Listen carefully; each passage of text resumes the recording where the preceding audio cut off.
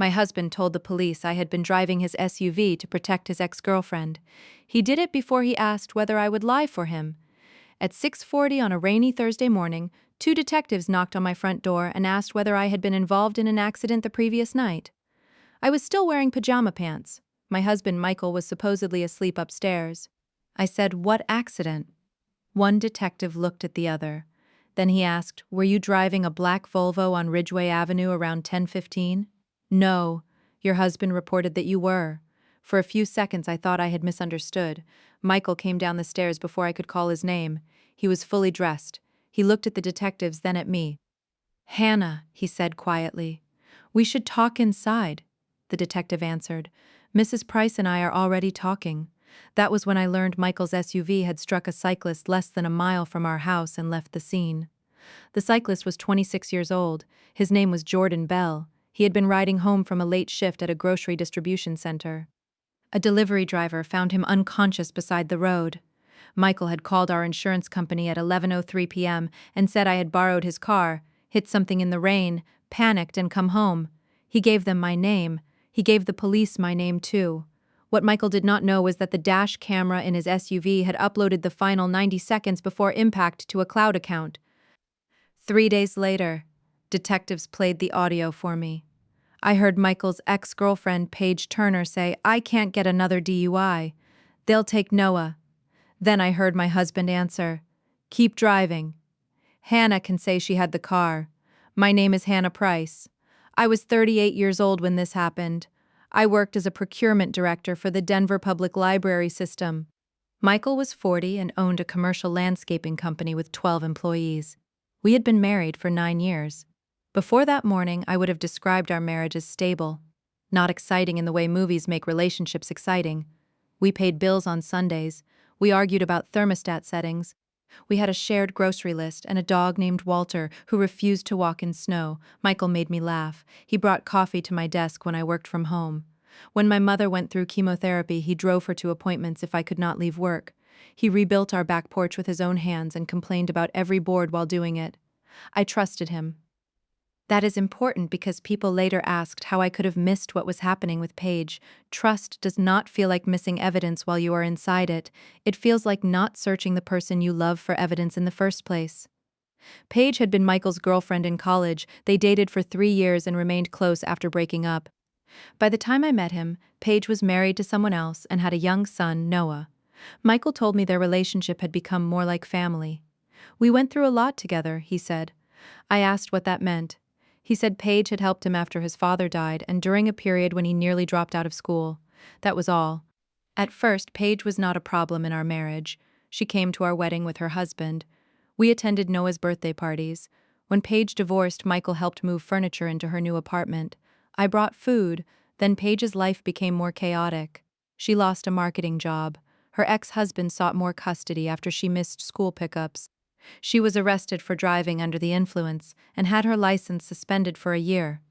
Michael began helping more. He drove Noah to soccer when Paige could not. He loaned her money for rent. He hired her to handle marketing for his landscaping company even though the company had never employed a marketing manager before. I did not object to helping a friend recover. I objected when helping stopped having boundaries. Paige called during our anniversary dinner because Noah had forgotten a backpack at school. Michael left to help her find a custodian. Paige called at midnight because she thought her ex-husband was monitoring her social media. Michael spent an hour on the phone. Paige needed money for a custody attorney. Michael loaned her $6,000 from his business account without discussing it with me. When I became angry, he said, "She has a child to protect. We have a mortgage to protect. The business can handle it. Then why didn't you tell me?" He looked tired, "Because I knew you would make it about Paige." That answer shifted the problem away from the money and onto my reaction. It happened often. If I questioned why Paige attended his company holiday dinner, I was insecure. If I asked why she texted him after midnight, I did not understand co-parenting pressure. If I wanted him to stop lending money, I lacked compassion.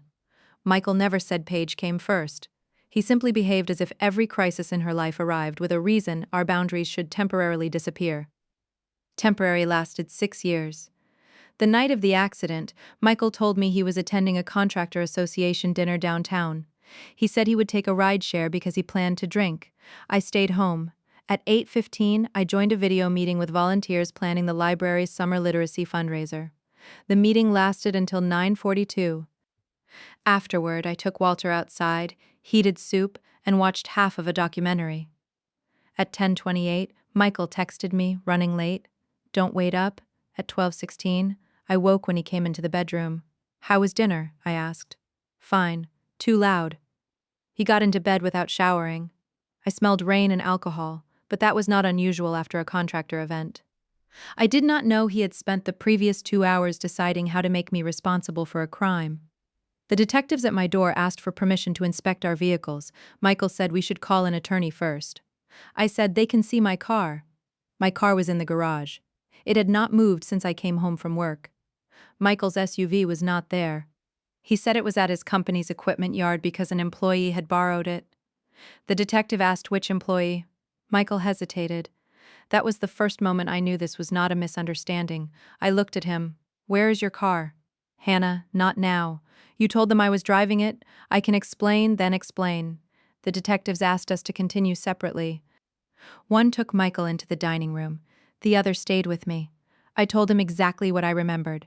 Video meeting, dog walk, soup, documentary, Michael arriving after midnight. Can anyone confirm you were home after 9:42? I don't know. My doorbell camera probably recorded the dog walk. He asked for the footage. The camera had captured me leaving the house with Walter at 9:51 and returning at 10:06. It also captured a food delivery driver across the street, but nothing after that. The collision happened at 10:15, 9 blocks away. Technically, I could have taken Michael's SUV and reached Ridgway Avenue in that time. I had not, but the evidence did not make that impossible. The detective told me Michael had reported receiving a panicked phone call from me after the accident. He claimed I admitted hitting a traffic sign and asked him to handle the insurance. He said that? Yes. There was no phone call. We will check the records. Michael had called my phone at 10:31. I had not answered because I was in the shower. He used that unanswered call to support a conversation that never happened. The police located his SUV at a private repair shop by noon.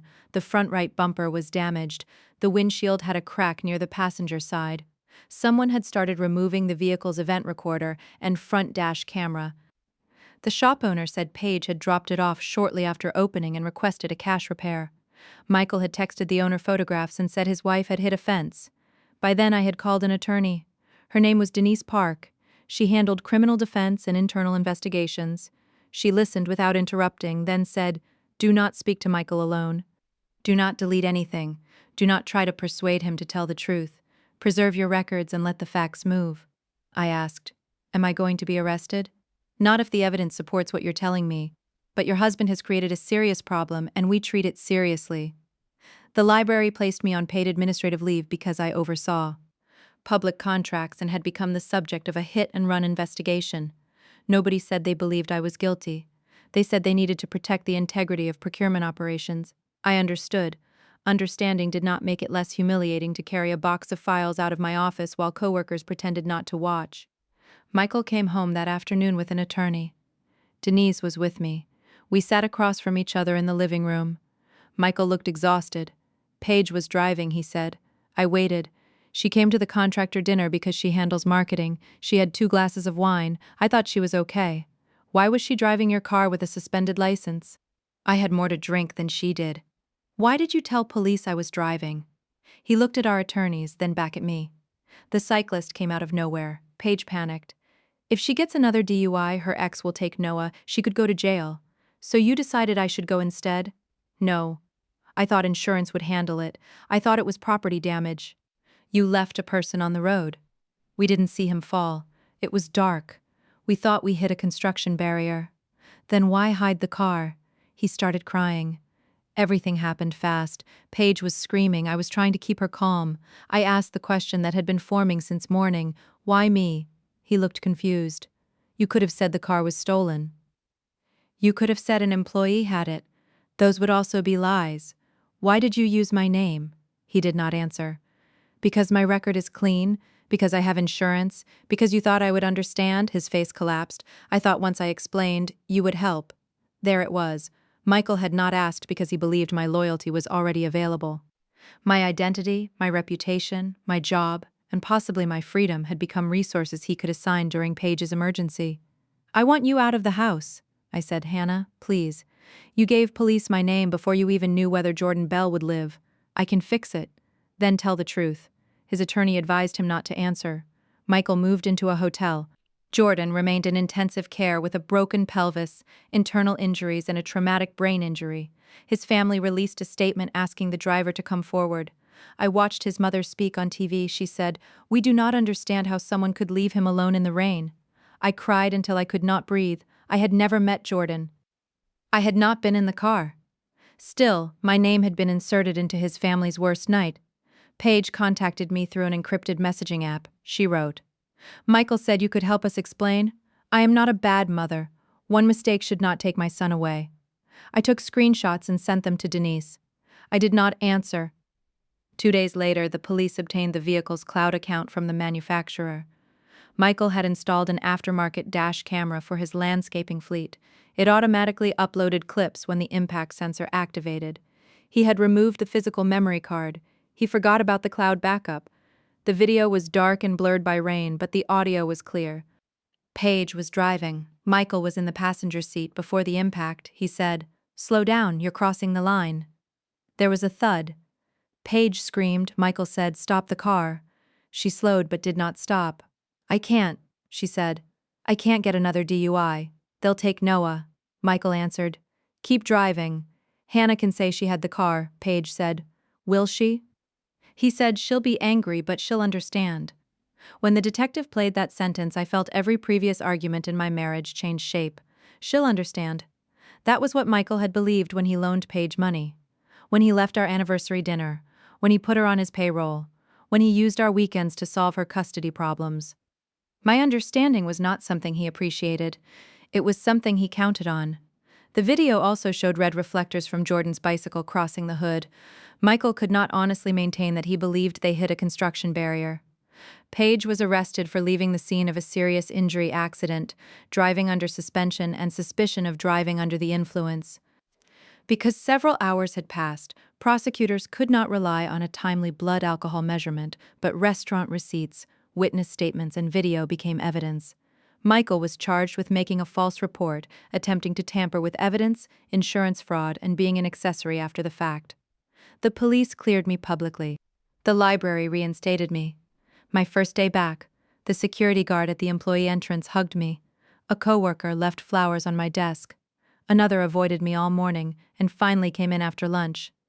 "I thought maybe you had done it," she said. "I appreciated the honesty more than the flowers." "Why?" "Because your husband said you did. I thought he would know." So had I. That was what made Michael's accusation powerful. It did not come from a stranger with an obvious reason to lie. It came from the person who knew my routines, my character, and the exact weight his words would carry.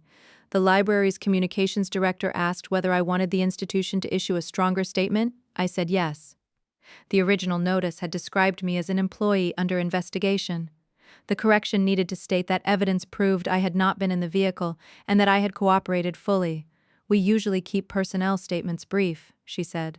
The first statement was not brief enough to protect my privacy. The second should be clear enough to protect my record. They issued the correction that afternoon. I also asked 3 news sites to update their headlines. One did, one added a paragraph, one never answered. For months, searching my name still produced an old headline connecting me to the crash. Denise helped me send documentation to search engines and public record databases. Cleaning my name became administrative labor I had never volunteered to perform. Michael did not see that labor. People who create a false story often imagine correcting it is as simple as admitting the truth. It is not. A lie travels into records, workplaces, friendships, search results, and the private doubts of people who never tell you they believed it. People congratulated me as if being proven innocent felt like winning. It did not. For 12 days, co-workers had searched my face for guilt. Local articles had repeated that the registered owner's wife was under investigation. Online strangers had called me a monster. The correction received less attention than the accusation. That is how public suspicion works. The first story enters loudly. The truth often arrives as an update at the bottom of a page. Michael asked to meet after his arrest.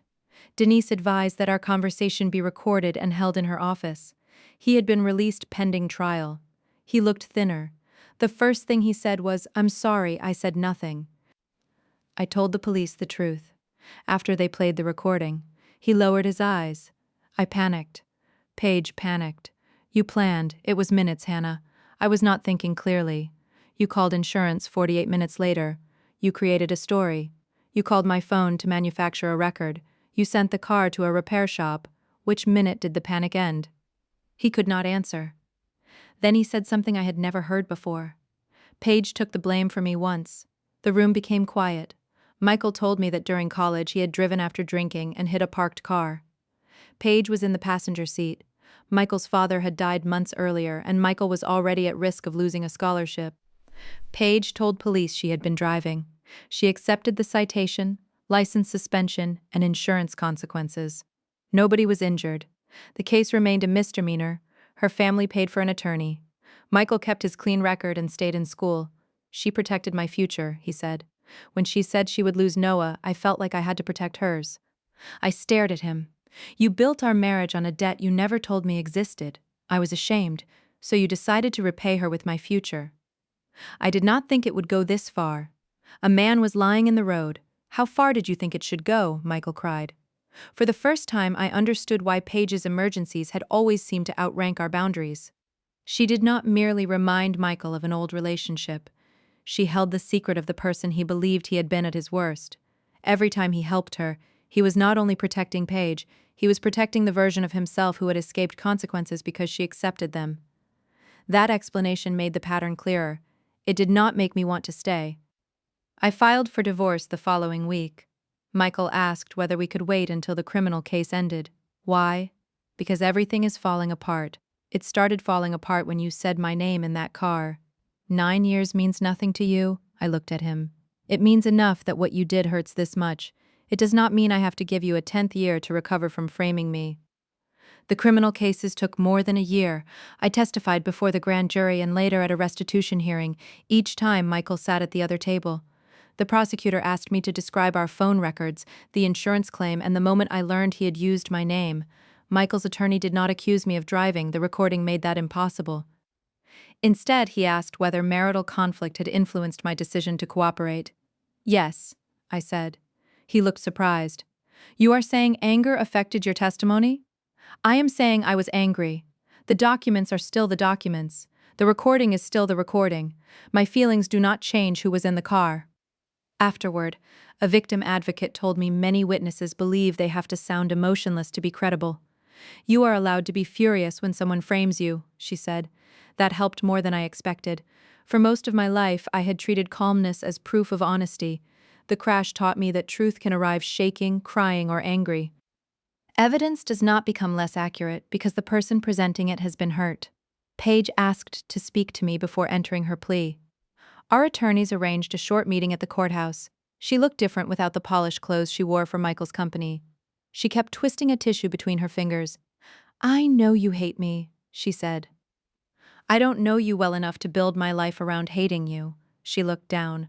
"Michael said you would understand because you always understood. You asked whether I would take the blame. You heard his answer. Why didn't you stop? I was drunk and scared. You were sober the next morning when you took the car to the repair shop." She began crying. "If I lost Noah, I had nothing. Jordan's mother almost lost her son. I almost lost my job and could have lost my freedom. Why was your fear the only one that counted?" She could not answer. I realized that Paige and Michael had built the same moral system together. Their shared history always made their fear special. Other people became scenery around the emergency they were trying to escape. I left the meeting without forgiving her. I also left without needing her to be a monster. She was a frightened person who kept making choices that transferred fear onto someone else. That was enough to cause enormous harm. Jordan survived. He spent weeks in rehabilitation and continued to have memory and balance problems. I asked Denise whether I could contact his family. She advised waiting until the case ended. When I finally wrote, I did not ask for forgiveness. I explained that I had not been in the vehicle, that I was deeply sorry my name had complicated the investigation, and that I would cooperate with any civil case. Jordan's mother answered. She wrote, We know who left him. We know who told the truth when she learned it. Take care of yourself. I kept that letter. Paige pleaded guilty to leaving the scene, driving under suspension, and reckless driving. She served several months in county custody, followed by home detention and probation. Her ex-husband received temporary primary custody of Noah. She was allowed supervised contact and later expanded visitation after completing treatment. Michael pleaded guilty to false reporting, insurance fraud, and evidence tampering. He received probation, community service, a suspended jail sentence conditioned on compliance, and significant restitution. His landscaping company lost 2 municipal contracts after the conviction. He sold the business to his operations manager rather than close it. Jordan's family also filed a civil lawsuit. Michael's insurer initially argued that leaving the scene and making a false report violated parts of the policy. Paige had almost no assets. For months, the adults responsible for the crash argued about exclusions while Jordan's medical bills continued arriving. My name appeared in the first version of the lawsuit because Michael had originally reported me as the driver. Denise filed the dashcam evidence and obtained my dismissal. Signing that dismissal order should have felt final. Instead, I stared at the case caption and saw my name beside Jordan's one last time.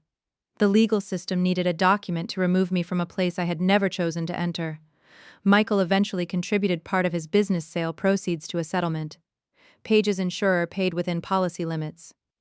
The money funded rehabilitation and future care, but Jordan's mother told the court no amount could compensate for the uncertainty he lived with during her statement. Michael looked down. Paige cried. I sat behind the prosecutor and listened. Accountability was not the moment the defendants felt sorry. It was the process of centering the person whose body had carried the consequences while everyone else tried to protect their own future. That idea changed how I viewed my marriage, too. Michael had spent years centering the reason he and Paige behaved as they did. Their old guilt, her custody fear, his debt, her panic. My reputation had been treated as damage at the edge of their story. Jordan's injuries had been treated the same way.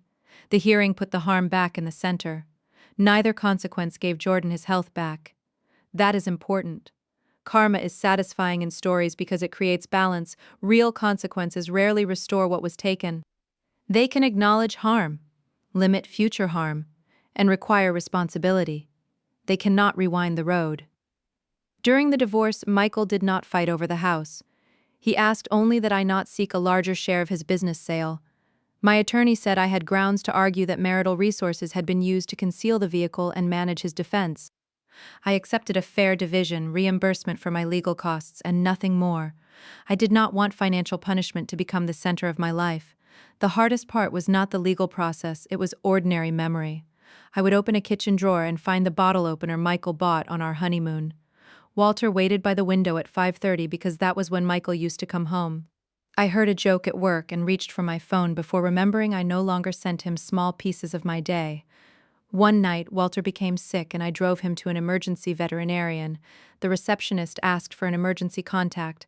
I began writing Michael's name from habit. I stopped after the first 2 letters. For 9 years, he had been the person called when something went wrong. After the crash, I had friends, an attorney, coworkers, and eventually David. But no single person occupied that automatic place. I cried in the parking lot after the veterinarian said Walter would be fine. I was not crying about the dog. I was grieving the ordinary version of safety our marriage had once provided. Losing trust does not only take the future, it reaches backward and makes you question every time you once felt protected. Therapy helped me allow the past to remain complicated. Michael had genuinely supported me through my mother's illness. I did not have to declare that memory fake in order to accept that the person he became during the crash was dangerous to me. People who betray you do not erase the years when they were kind. That would be easier. Michael had driven my mother to chemotherapy. He had held me when she died. He had danced with me in our unfinished kitchen while paint dried on the walls. He had also offered my name to the police while another man was bleeding beside the road. Both belonged to him. My healing required me to stop using the first group of memories to argue against the second. I returned to work, but I was different before the accident. I avoided conflict whenever possible. Procurement work involves disappointed vendors, denied bids, and strict rules. I had always softened every no with several paragraphs of explanation. Afterward, I became clearer. Not cruel, clear. This bid does not meet the requirement. This expense is not authorized.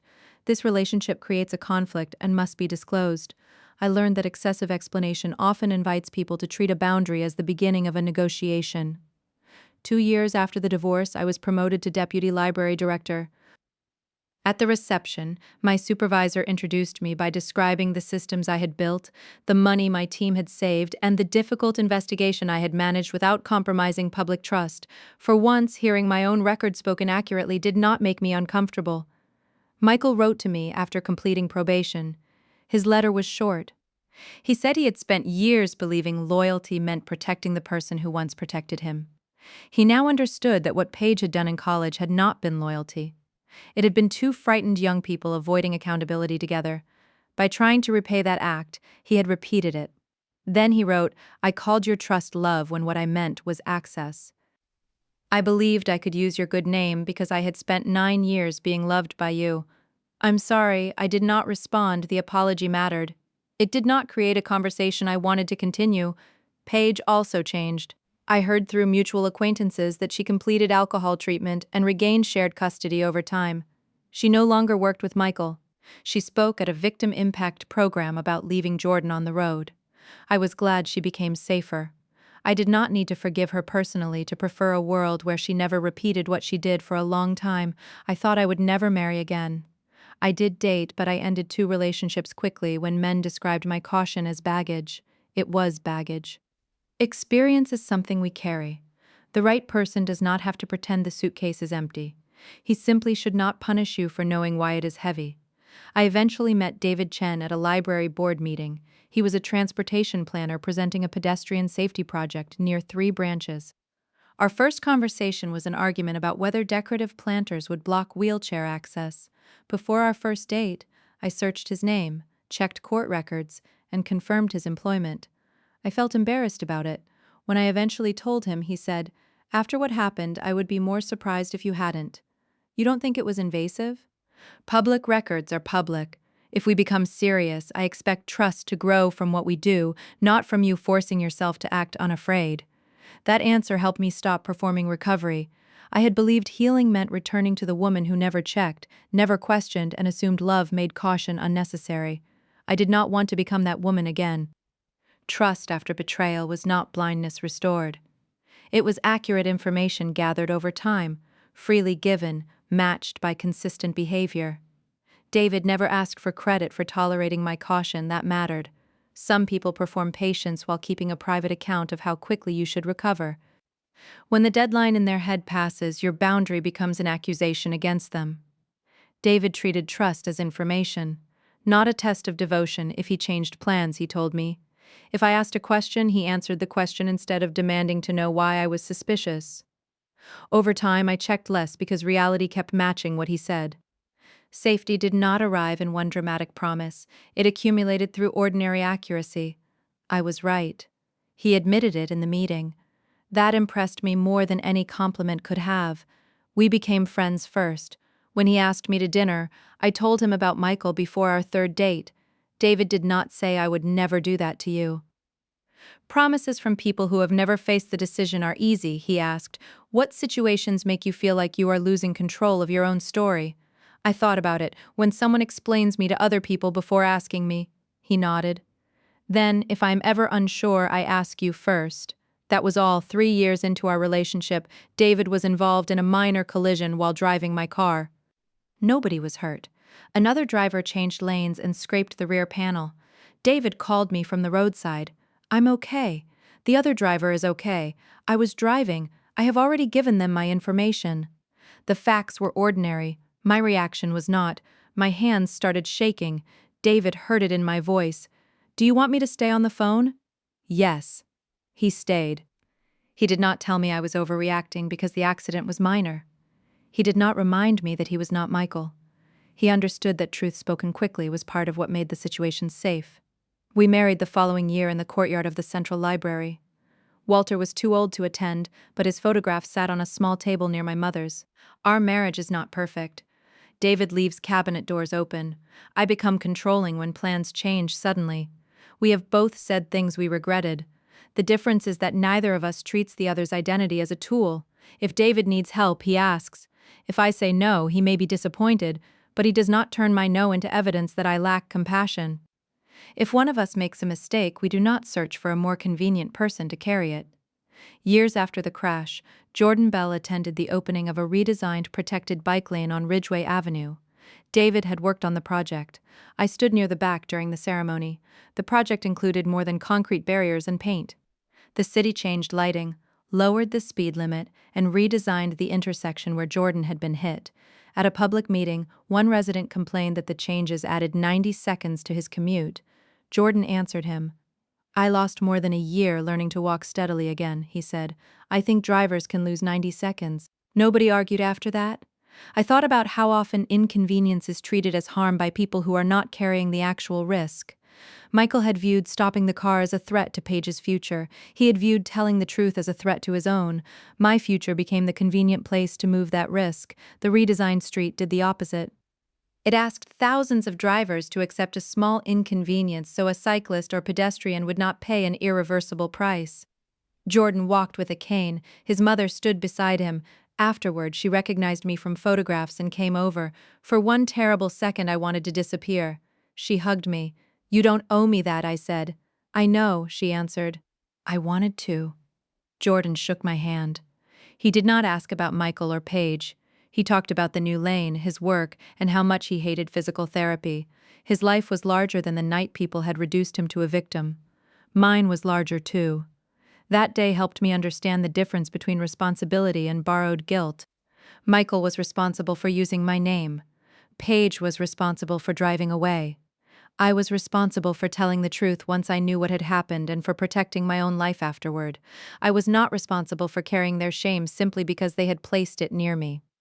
The phrase that stayed with me from the dashcam was not Paige saying she would lose Noah. It was Michael saying, "Hannah will understand." Understanding had been my role in our marriage. It sounded kind, mature, loyal. But understanding without consent can become a trap.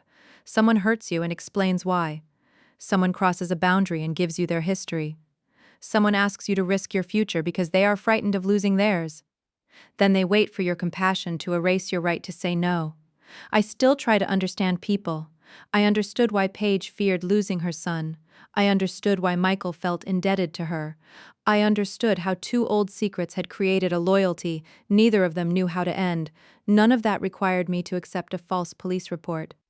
Compassion should improve judgment, not replace it. Love should make you more careful with another person's future, not more confident that you can borrow it.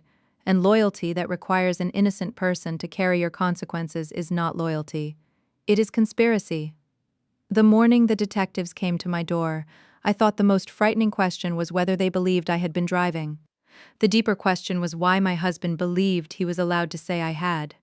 The answer was not that he hated me. He loved me. He also believed my love included unlimited access to my patience, credibility, and willingness to repair whatever he broke. That belief was more dangerous than hatred because it had lived inside ordinary kindness for years. I left because I did not want to spend the rest of my life being the safest person to sacrifice. I testified because Jordan deserved an accurate record. I rebuilt because an accusation, even one made by the person I trusted most, did not get to become my identity. And I learned that my name is not an emergency resource. It is not an alibi. It is not evidence someone else can move around to protect the person crying louder. It belongs to me. The dashcam returned it. Leaving made sure nobody would ever borrow it that way again.